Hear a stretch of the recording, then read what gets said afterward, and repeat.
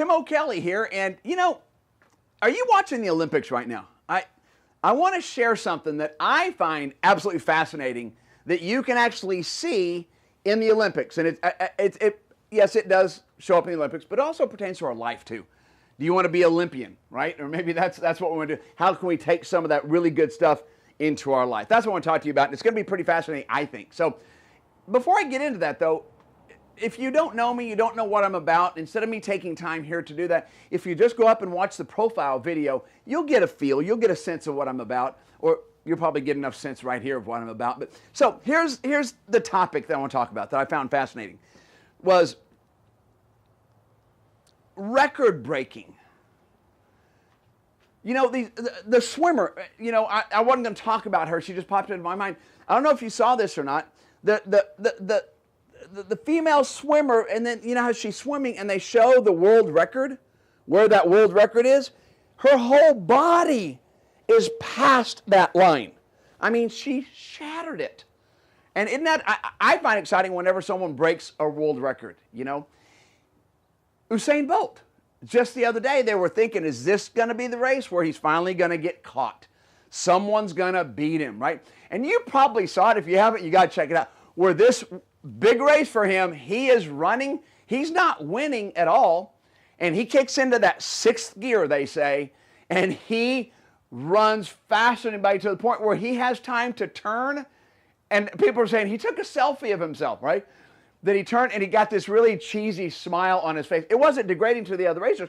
He was just happy as he turned to look see he was ahead.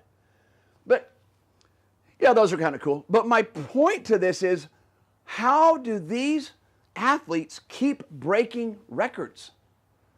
How do they keep destroying records that for many people thought they just don't really know if that one can be broken? But you know what? How long have they been saying that?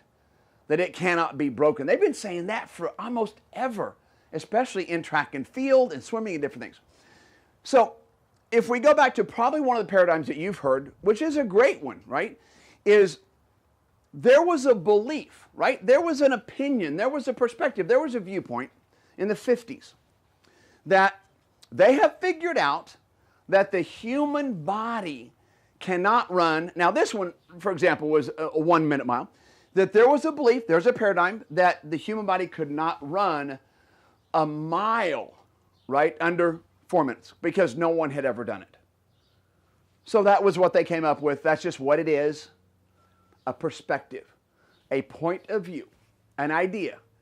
And when we take that idea and make it a fact, that's when it runs literally everything within ourselves, within human beings. Once we take an idea or a thought and make it a fact, then we actually believe it. There was one man who didn't believe it at that point in 1954.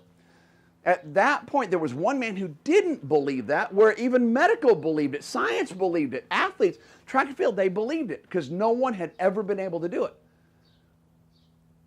Now this one man, if you look at him, he is not like this athlete that we think of now. He's British, right? He's a really white, almost pasty white, thin guy, right? Roger Bannister. He was the first person who didn't believe it. He didn't believe that idea that other people believed, so what do you think happened? Of course, he broke it. Now, what's most amazing is once he broke that record, how many people broke it right after it? Well, then what happened? Did all of a sudden their training change that next 2 months? And if you can look at the numbers on this, I think it was 2 people within the next 2 months broke it. It wasn't their training changed. It wasn't their diet changed. What changed? That's what's so powerful about this. What did change? And it was the perspective. The belief changed. People start to see, you know what? It is possible. It can be done. Now, in this circumstance, they had evidence shown to them. He did it. But then once we go to, you know what, it can be done, our body will provide, our body will perform, but the mind's got to shift. And I know that's one of the greatest paradigm stories that's been in just about every paradigm book that's ever written. But then, okay, fast forward to now. these athletes that we're seeing on TV, I mean, if you look at their body, by the time they get to this level, and you see, why can this person run faster than this one?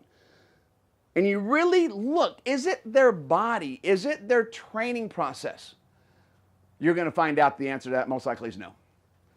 They know how to train. They know how to eat. They know how to take care of their body. They know how to sleep. I mean, that's all part of the Olympic training. Then what's different?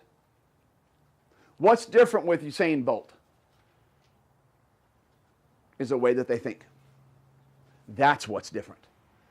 That's what's different. What they believe.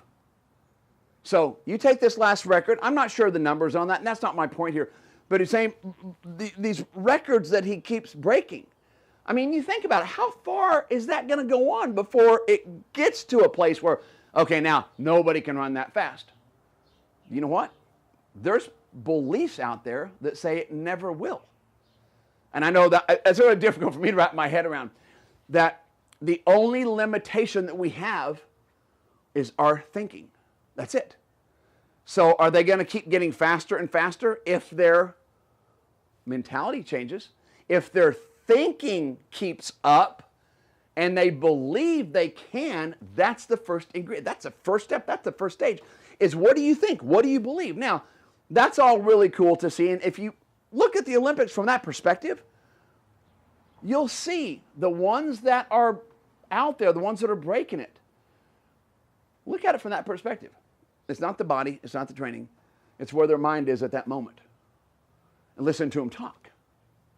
Now then, let's take that idea into our life right now about breaking through, about taking our life to the next level, right? Finances, our health, our energy, the quality of relationships, my goals. Isn't it the same thing? The only reason that we don't accomplish something is we don't believe it.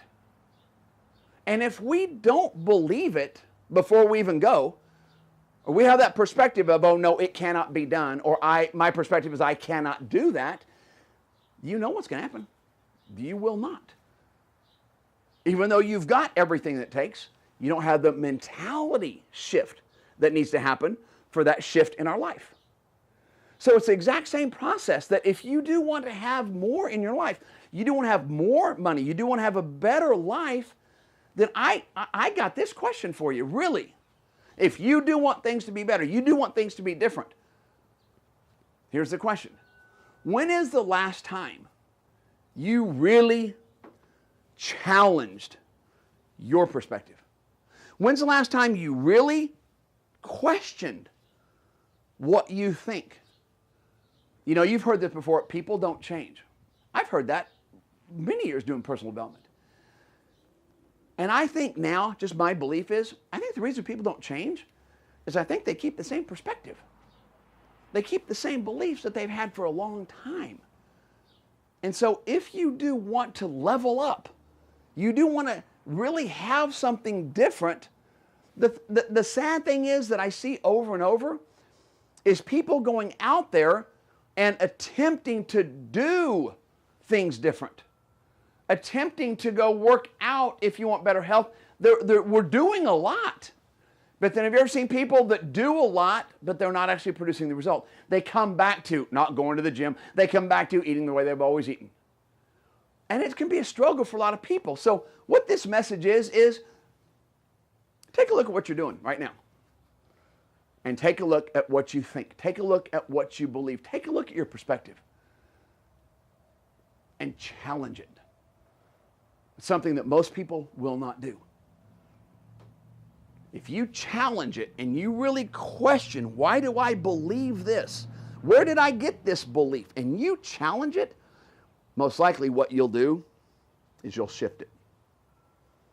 You'll shift it. And I heard this, as I wrap this up, I heard this not long ago, and it was like a branding iron in my brain when I heard it.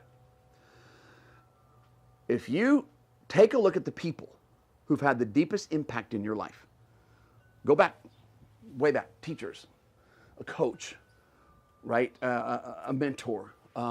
Someone that you can say, that person, I'll never forget that person because my life changed because of that person, right?